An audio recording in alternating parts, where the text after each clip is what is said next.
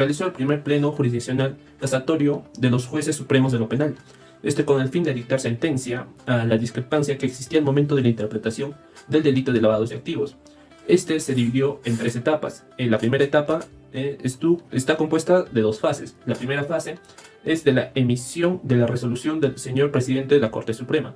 La segunda fase es ver los puntos objetivos que se verán en la sentencia plenaria casatoria, que vendrían a ser 3. La autonomía del delito de lavado de activos, la necesidad de la noción de gravedad que genera el delito de lavado de activos y el estándar de prueba del delito de lavado de activos. La segunda etapa consistió en las ponencias de la comunidad jurídica que estuvo partícipe ese día. Se tuvo en total un total de 29 amicus curiae. La tercera etapa consistió en la sesión reservada de análisis, debate, deliberación de las ponencias y segundo en la votación y obtención de un número conforme de votos necesarios. Fue un total de 11 votos a favor de la ponencia de los señores Prado, Saldarriaga y Neira Flores, con la intervención del señor San Martín Castro, y 3 votos a favor de la ponencia de los señores Inostroza Pariachi y Figueroa Navarro. En esta sentencia plenaria casatoria se emite conforme a lo dispuesto en el artículo 433 en los apartados 3 y 4 de nuestro Código Procesal Penal, que autoriza resolver una discrepancia de criterios y declarar en su consecuencia la doctrina jurisdiccional uniformadora sobre las materias de objeto del pleno casatorio. La autonomía del delito de lavado de activos y eficacia normativa del artículo 10 del Decreto Legislativo 1106. Acerca de la autonomía del delito de lavado de activos, se ha debatido mucho la doctrina nacional, que por lo general se ha pretendido vincular o cuestionar a base de referencias internacionales de relevancia global. Entre todos ellos tenemos la Convención de Viena, la Convención de Palermo, la Convención de Mérida y asimismo programas estratégicos de prevención y control. Tomando en cuenta todos los antecedentes, no es posible rechazar o poner en duda la autonomía declarada del delito de lavado de activos en nuestro sistema penal. Por ende, es oportuno precisar que para admitir judicialmente una imputación por el delito de lavado de activos y habilitar su procesamiento, solo será necesario que cumplan los siguientes requisitos.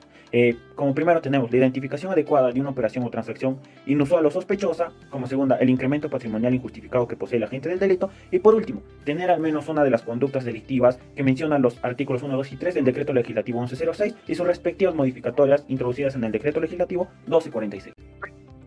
Y nos habla acerca de la noción de la gravedad. El artículo 10 hace expresa de la referencia que el origen ilícito de los activos de las operaciones de lavado de activos es un componente normativo que debe ser abarcado por el dolo del autor de tales actos. Aquí toda actividad criminal que pueda producir también como aquellas que de modo ejemplo señale preceptor. Aquí respecto cabe mencionar que hay entre otras 3 clases recurrentes de la actividad criminal que tiene esa capacidad lucrativa e ilícita que considera el citado artículo, como actividades criminales de despojo, como el robo, la extorsión o la estafa, actividades criminales del abuso, como el precaudo, la conclusión, el enriquecimiento ilícito, actividades criminales de producción, como el tráfico ilícito de drogas, el tráfico ilegal de armas. Todas ellas son actividades idóneas para producir ganancias ilícitas y requerir el auxilio de las operaciones de lavado activo aseguradas. Muy bien, respecto al estándar de prueba de la actividad criminal que se genera ganancias ilegales, deduzco de que la presunción de la inocencia y el juicio penal se menciona más que todo por una condena, ¿no? Donde se requiere una comisión judicial más allá de todas las dudas razonables, después de una cuidadosa valoración imparcial de las personas que se destacan en la importancia sana, crítica y racional en la valoración de prueba. Se mencionan algunos principios y reglas relacionadas que la apreciación de la prueba se indica en el caso de duda. La responsabilidad penal tiene se absuelve a resolver a favor antes al acusado, ¿no? Además se menciona que la precisión de la prueba debe ser conforme y las reglas de una sana crítica y enumeran los elementos que componen la sana crítica como lógica y la razón eficiente. Gracias. Pero ¿cuál fue la decisión? La atención al expuesto en salas penales, permanentes y transitorias de la Corte Suprema de Justicia de la República, reunidas en el pleno jurisdiccional casatorio y de conformidad con lo dispuesto en el artículo 433 en los numerales 3 y 4 del Código Procesal Penal, lo que nos dice lo siguiente. Bien, ahora, ¿qué acordaron ellos? Bueno, declararon sin efecto el carácter vinculante de la disposición establecida por la sentencia casatoria número 92 en el año 2017, en Arequipa de agosto de 2017. Establecer como doctrina legal al amparo de los criterios expuestos en los fundamentos precedentes que se asumirán como pautas de interpretación en los asuntos judiciales respectivos los siguientes lineamientos. En punto A tenemos que el delito de lavado de activos es un delito autónomo, tanto en su configuración material como para los efectos de su persecución procesal. B. Que el artículo 10 del Derecho Legislativo 1106, modificado por el Decreto Legislativo 1249, es una disposición meramente declarativa y con reconocimiento, mas no es un tipo penal o como un tipo complementario al origen delictivo mencionado por el artículo 1 o es un componente normativo. El origen del activo debe corresponder necesariamente a actividades criminales y que tengan la capacidad de generar ganancias ilícitas.